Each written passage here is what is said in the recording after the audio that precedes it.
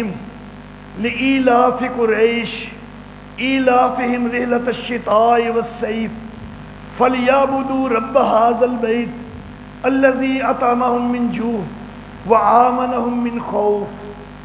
سورہ قریش مکی دور میں نازل ہونے والی سورہ مبارکہ ہے۔ تلاوت کی ترتیب میں اس کا نمبر 106۔ نزول کے لحاظ سے اس کو عام طور پر 29 نمبر پر قرار دیا جاتا ہے۔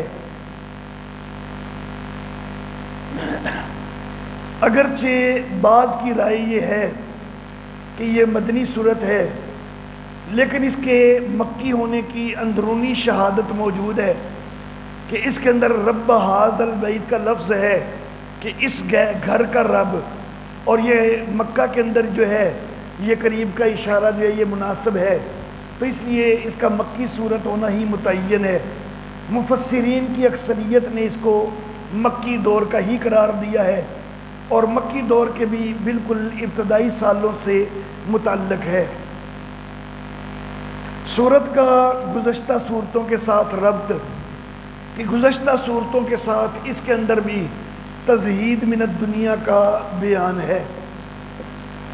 سورت کا خلاصہ کہ اس سے پہلے عام خطاب تھا، اور اس صورت میں اب خاص قریش کو خطاب کر کے یہ کہا جا رہا ہے کہ مال جمع کرنے کی طرف توجہ نہ کرو بلکہ رب کعبہ کی بندگی کرو۔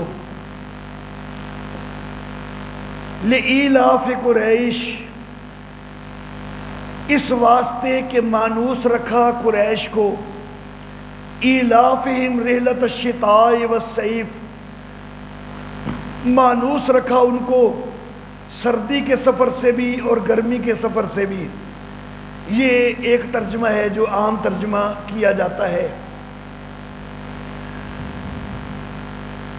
البتہ میرے والد محترم حضرت قاضی عصمت اللہ عاصمہ اللہ تعالی، وہ یہاں پر لإیلاف میں لام کو تعجب کا بنانا اس کو ترجیح دیتے تھے۔ لام برائے تعجب بھی آتا رہتا ہے، تو وہ اس کو لام تعجب کا بنا کے تو وہ اس ترجمے کو ترجیح دیتے تھے، جیسا کہ بعض دیگر مفسرین نے بھی یہ ترجمہ اختیار کیا ہے کہ تعجب کرو قریش کی محبت پر، کہ جو قریش کو محبت ہے سردی کے سفروں سے بھی گرمی کے سفروں سے بھی۔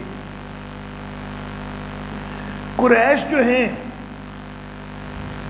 ان کو سفر کے اندر خصوصی جو ہے وہ سہولت حاصل تھی کہ ان کو کعبہ کا متولی سمجھا جاتا تھا۔ عرب کے ڈاکو تک بھی ان کی عزت اور احترام کرتے تھے۔ کہیں پتہ چل جاتا یہ قریشیوں کا قافلہ ہے تو ڈاکو تک بھی اس کو نہیں لوٹتے تھے کہ یہ کعبہ کے متولی ہیں۔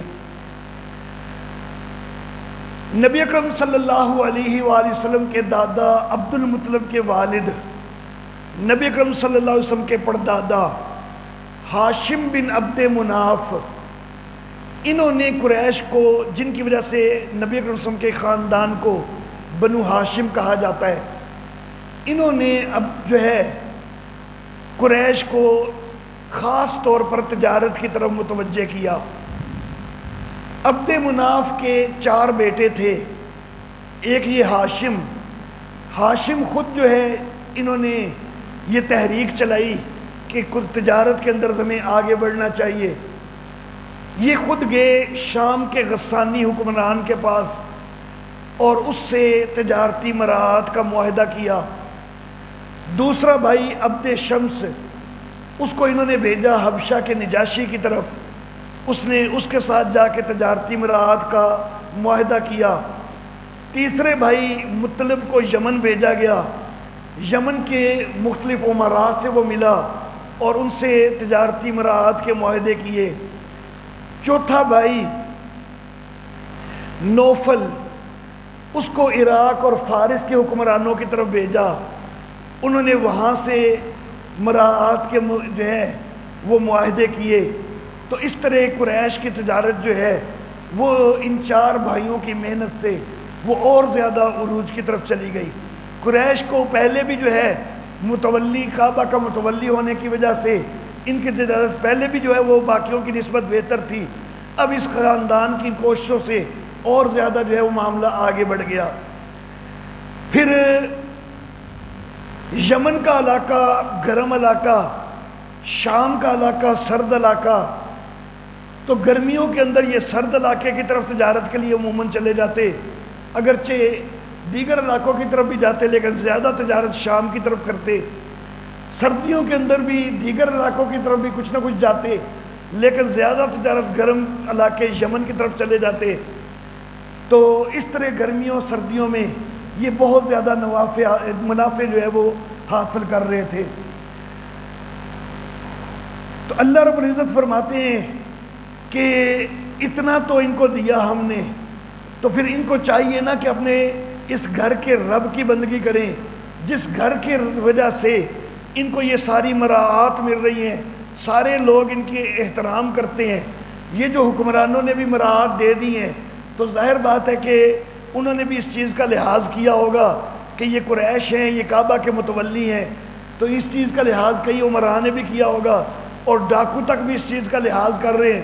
تو جب اللہ نے اس کعبہ کی وجہ سے ان کو اتنا بڑا مرتبہ دیا ہوا ہے تو ان کو بھی تو چاہیے نا کہ مال کی محبت میں ہی نہ لگے رہیں بلکہ اس گھر کے رب کی بندگی کریں کہ جس نے ان کو بھوک میں کھانا کھلایا اور امن میں خوف مہیا